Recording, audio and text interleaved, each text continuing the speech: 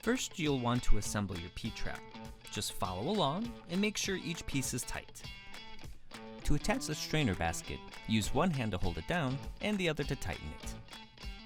Next, pull your faucet supply lines through the holes and secure it by using the washer provided.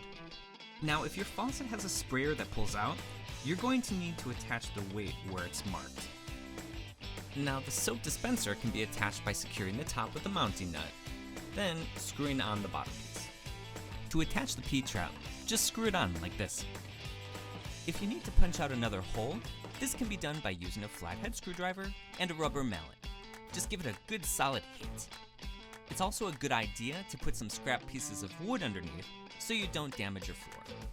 The trick to get the legs into place is to put a piece of scrap wood on top and hit it with a rubber mallet. This way, you won't damage them. Uh-oh, not level? Don't worry, your vanity comes equipped with these super useful leg levelers.